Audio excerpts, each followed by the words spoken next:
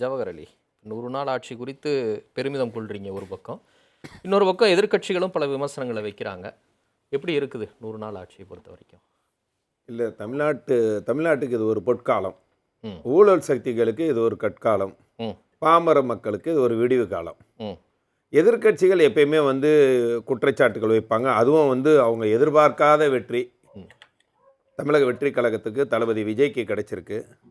அவர்களுக்கு மிகப்பெரிய படுதோல்வி 2 திராவிட கட்சிகளுக்கு. 60 வருடம் அவர்களுடைய அந்த ஊழல் சாம்ராஜ்யத்தை ஒழிக்கக்கூடிய வகையில் எல்லா வகையிலும் ஊழலை ஒழிப்பேன், தொடவும் மாட்டேன், தொட்டவர்களும் விடமாட்டேன் என்று ஒரு சபதம் ஏற்று இன்றைக்கு தமிழ்நாட்டில் ஊழல் இல்லை என்கின்ற வடமாநிலங்கள் எல்லாம் பேசக்கூடிய அளவுக்கு இன்றைக்கு தமிழ்நாட்டில் ஒரு அமைதி புரட்சி ஏற்படுத்திக்கிட்டு இருக்கு.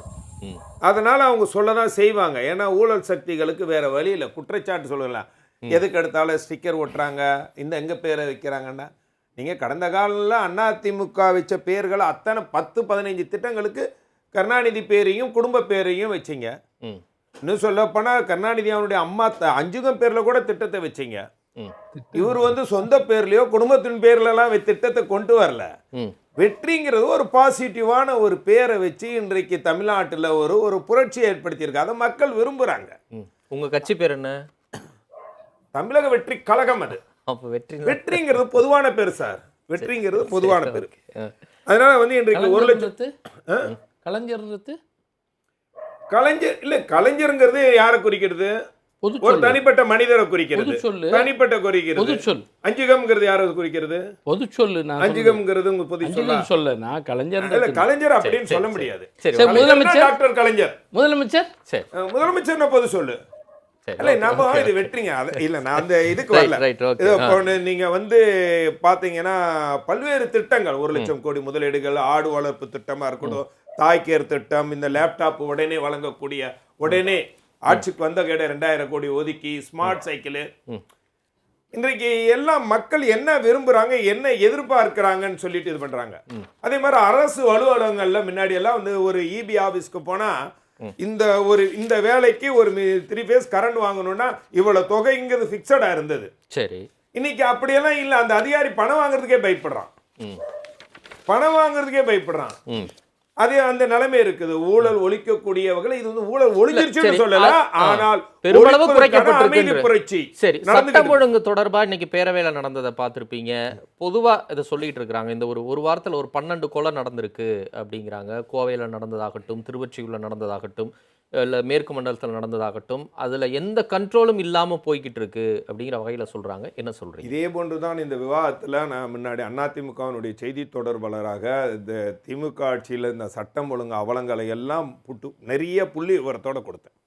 மிகப்பெரிய அளவில் நடந்தது. இன்னும் சொல்லப்போனால் இன்றைக்கு அமைச்சர் சொன்னபடி இன்றைக்கு போக்சோ கழக 2020க்கு முன்னாடி உள்ள வழக்குகள் வேற 2021 6000, 8000, 10,000, 11,000 தொடர்ந்து இன்க்ரீஸ் ஆகிட்டே போனதுதான் திமுக ஆட்சியினுடைய சாதனை.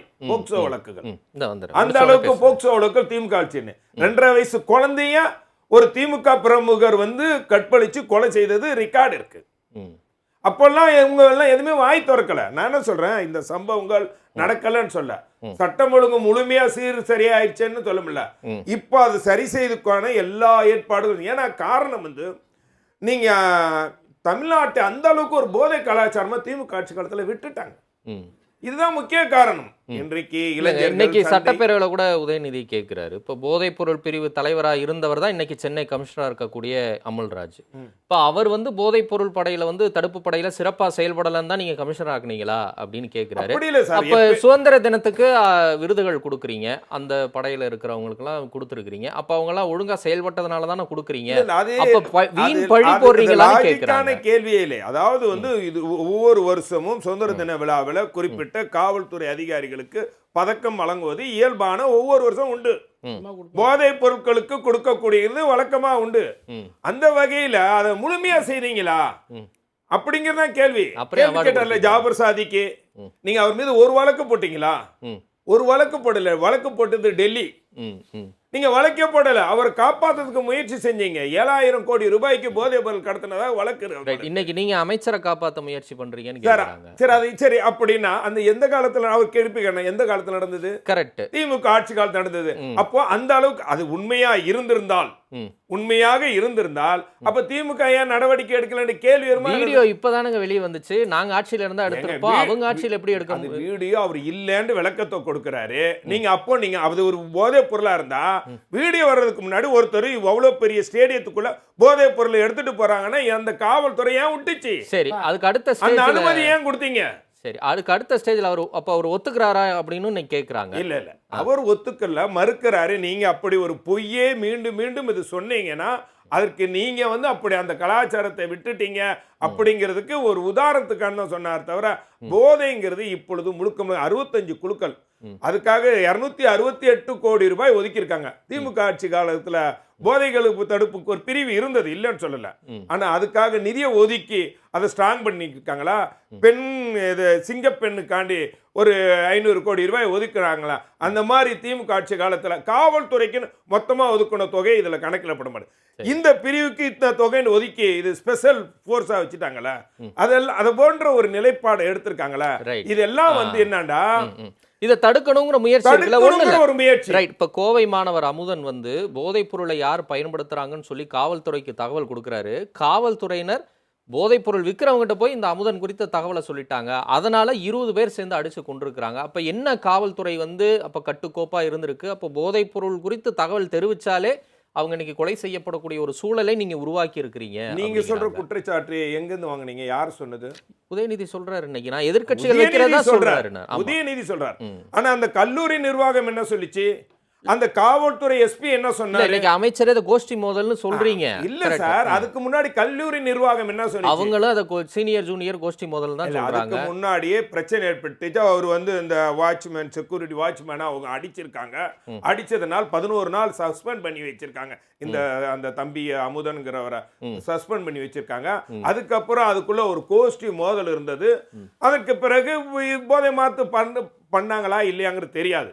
ஆனா அந்த போதை மருந்துகளை, போதை மாத்திரைகளை, போதை வஸ்துக்களை நீங்க இந்த 90 நாள முழுமையா கட்டுப்படுத்தணும்னு சொல்றது எந்த வகையிலே நியாயம்? 100 நாள் ஆயிடுச்சு. 100 நாள் ஆயிடுச்சு. 100 நாள். அப்போ நீங்க அதுக்கெல்லாம் நீங்க உங்களுக்கு பாதை அமைச்சு கொடுத்துட்டீங்க. அந்த பாதை எப்படி நம்ம தடுக்கணுங்கிறத வேலையை பண்ணிக்கிட்டு இருக்காங்க. இன்னும் கொஞ்சம் அவகாசம் இருந்தா முழுமையா தடுத்துருவீங்க. இன்னும் சொல்ல போனா இன்றைக்கு நீங்க இது இன்றைக்கு ஊழல் மிகப்பெரிய சக்தியா இருந்தது.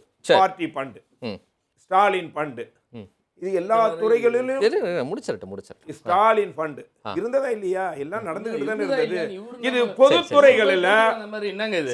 எதனா அனுமதித்தார். எது சார்? நான் என்ன தவற யார் பேர் என்ன சொல்லி சார்? நீங்க பார்ட்டி ஃபண்ட்னு சொன்னீங்க, நான் எதுவும் தலையில்ல. அது ஏன்னா நீங்களா ஃபார்ம் பண்ணி. இல்ல, அவர் ஸ்டாலின் டாக்ஸ் ஃபண்ட்னு எப்படி சொல்றீங்க? ஸ்டாலின் டாக்ஸ்னு சொல்றது ஸ்டாலின் டாக்ஸ் அவர் சொன்னாரு. முடிக்கற அவ்வளவுதான். அவர் நேரம் முடிஞ்சிச்சு.